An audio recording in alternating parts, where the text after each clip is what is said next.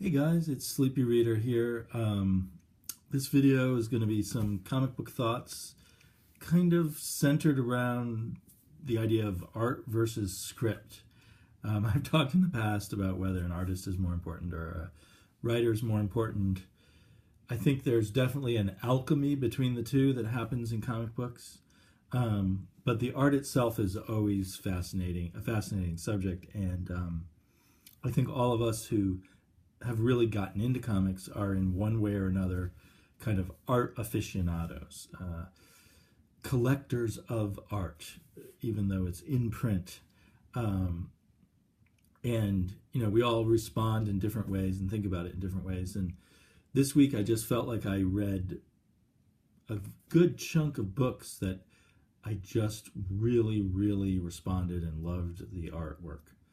And it struck me that there's so much good art, so much each art with its own unique, visual flair, visual approach, storytelling approach, just personality, quality to it. That if you know how to look in the right places, you're just going to find so much good art in modern comics. And what started me off thinking that was reading these 3 issues of Doom Patrol all in a row, and it's drawn by Nick Darrington and, very importantly, colored by Tamara Bonvillain, and her colors work perfectly with Nick Darrington's artwork, and I feel like she chooses just the right palettes and tones to fit both the stuff that Nick Darrington's doing and the tone of the story that's being told by ex-rock star Gerard Way. I totally loved this panel. This comic doesn't really have splash pages, but it always starts with kind of, on the second page, a wow you above the title kind of picture. I guess the way I've angled my iPad here, I can't show it too well. Whoops. Oh, that's ironic. But just this picture of this kid in his room doing some kind of seemingly satanic ritual with lots of candles, and in the background all these posters that are references to different things in comics, Dark Side, Atomic Knight, Challenging the Unknown, etc., etc. But just an amazingly cool page. But everywhere in this issue and the following 2 issues, the art and the color just combine to be extremely satisfying, extremely cool. If only there weren't ads in here. And I'm all over the place in trying to decide how I feel about Gerard Way's script. When this series first started, at first I thought he was trying too hard to do stuff that was like song lyrics in the dialogue and such. And I'm not finding that anymore, but I feel like he's trying so hard. It's a pleasing, chunky, dense read with a lot going on, a lot of characters, a lot of ideas. I don't know how many ideas are his and how many ideas are past Doom Patrol writers like Grant Morrison or what was her name? It'll come to me in a minute. Because I never read the Doom Patrol in the past on a regular basis. I jumped in and out occasionally, thought, oh, fun weirdness, and then moved on. But anyway, so but the storyline seems, well, one of the many sort of chunky idea things in here is the idea of characters who are creations. And then there's copies, there's like artificial copies of the characters who we already know are creations. So they're like Xerox copies of artificial people. And it's just like artificial this laid on top of artificial that. It's like a kind of a clever variation on the story within a story within a story. But I think the problem is that without this great art, I don't think I would care that much about the story. There's too much going on in a way, and too little that I can, sink my heart into. It's an interesting mental experiment, you might say. But the art is so good that, and who knows, maybe the artist is responding really well to this story and putting more ingeniousness into it. But it does feel to me like the art rises above the story, even though I don't want to put down this story too much. There's tons of, like I said, there's just tons of good, clever ideas in here. It's almost too much, and it's almost too intellectual, or exists for me more on the intellectual level than on the emotional level. Now, so that's not. I'm just want to be clear. I don't know why I'm so worried that people think I'm being overly critical of this, or telling you not to read it, not to buy it. I think it's worth reading. It's worth buying. But it was just noticeable to me that, while I felt, deeply satisfied by the art, I just felt kind of head scratchy about the script. But, like, who knows? The art. I haven't seen Nick Darrington's art elsewhere. The art captures whatever weird gonzo-ness is going on here so well, and kind of grounds it, and makes the characters very appealing, just by the way they're drawn. So, yeah, look how good these colors are too. It's just awesome. Tamara Bonvillain is just hitting it out of the park as a colorist, when it comes to color fitting the story and everything. So yeah, super pleased with reading Doom Patrol. And then I read Supergirl Being Super, which is this kind of mini trade, 48 pages each issue, 4-issue series, and this is issue 3, and it's really focused on kind of the emotions of Supergirl, most of all her feelings of what do you want to call it? Feelings of grief over the death of her friend. And grief and loss seem to permeate this story. And teenage grief and loss, that's a powerful story, but somehow I don't connect with it a whole lot. But I can see that it's done pretty well. I sort of appreciate it without connecting with it as emotionally as I should, particularly since it's so much about emotions. Maybe it's too much about emotions. It doesn't leave enough unsaid in a way. But the art and the color, but particularly the art by Joelle Jones, is so good, and it seemed to be up to another level in this issue, that it really helped me get into this comic book and connect to it in a way where I might not have with a different artist. And I just love looking through it. And the color is very good, but I think the color that she gets out of another colorist on another comic she does, this colorist is Kelly Fitzpatrick. I don't know if it's the same colorist as in the first issue. The first issue had an inker, and that was a problem, and now that she's inking herself, Joelle Jones, it's really improved it.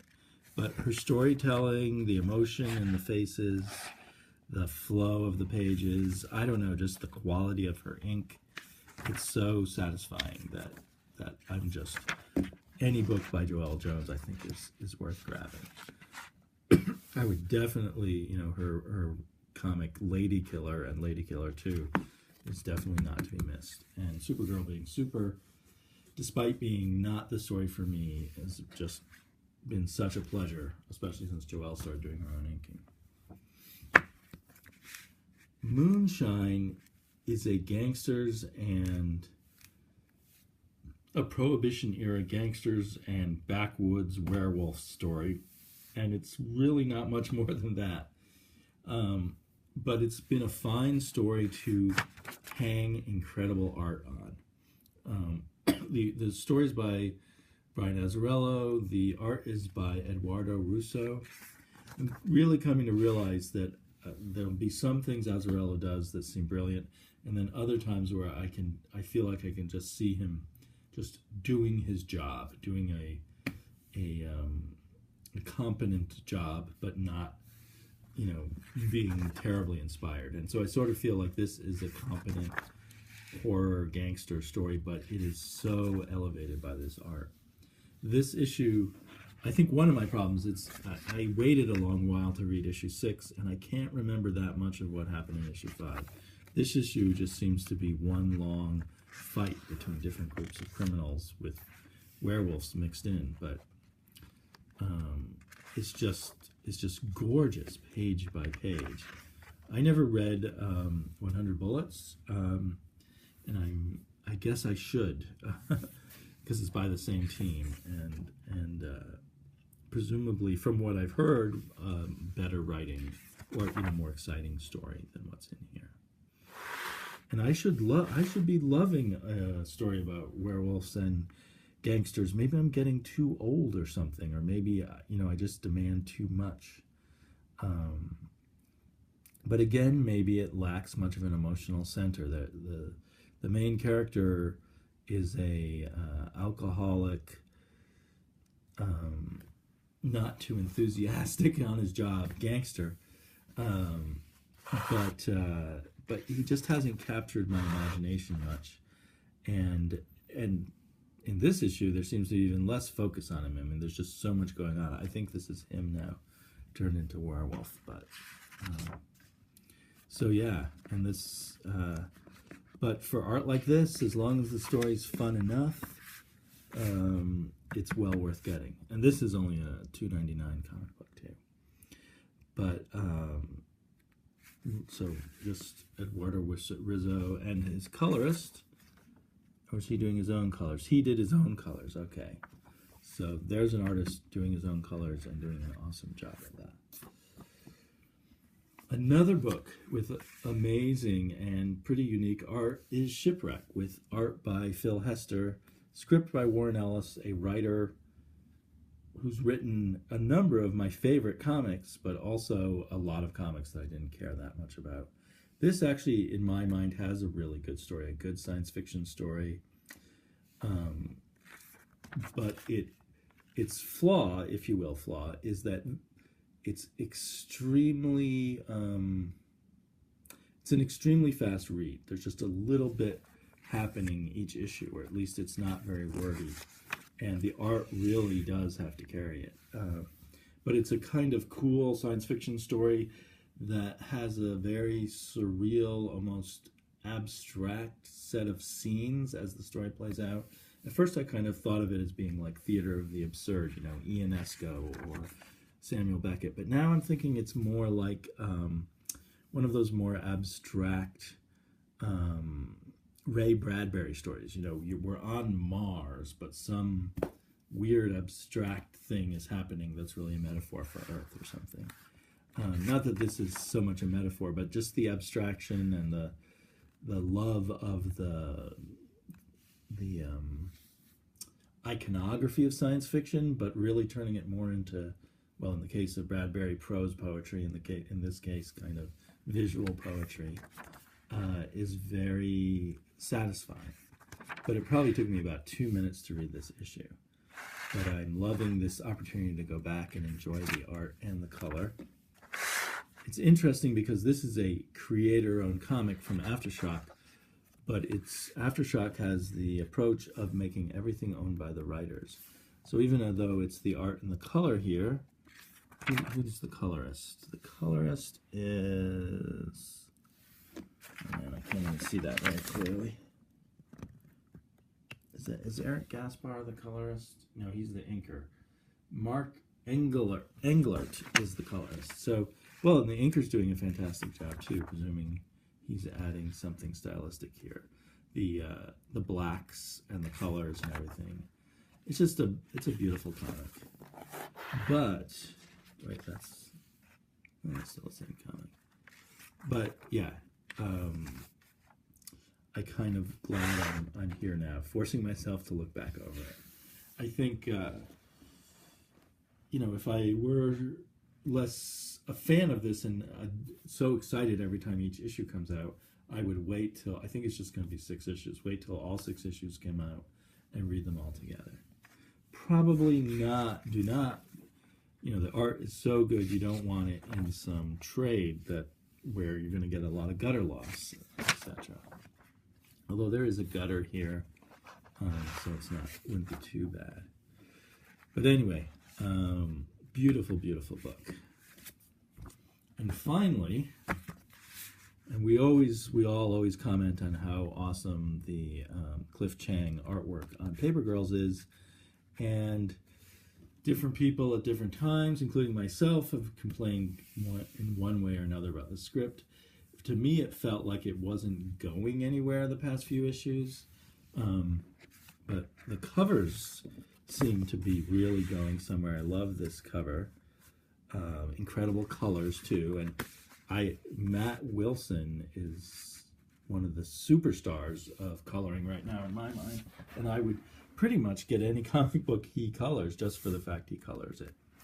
Although I say that, but there is one comic book he colors that at the moment I'm not getting. And now that I say that, I feel like maybe I should get it, even though I didn't get into the first few issues, which was The Wicked and the Dying. And this is written by Brian K. Vaughan, and actually after a few issues of things feeling too slowed down and are we really going anywhere, really getting anywhere, this issue really felt like it picked up again and we're really back on track. And on top of that, the art was amazing, the colors are amazing. Again, like I've said with some of the others, but his own unique style, not like anyone else, but extremely good, extremely satisfying. And the characterization done through art and the mood done through the colors and everything, I thought was pretty amazing. And the rhythm of the story. So like when we hit this big splash page, which if just looked at it by itself is kind of simple, but it has a big effect. It's like a wow moment in the story. And it leaves you much more interested to see what will happen next. So yeah, it's just such cool art, elevating the story, but the story here is very good. There's been some issues that make you think maybe you should be reading it in trade because they're giving out so little. But reading, as someone like Oddfellow Thoughts Travis would point out, reading things in floppies, particularly these ones that don't have ads in the middle of the art, is the best way to take in the art. So, yeah, just feeling like a super comic book art fan this week, and wanted to share that with you guys, those of you who enjoy watching me or listening to me ramble. So, on that note, I will say good night, or good morning, or goodbye, and I'll talk to you again later. Bye-bye.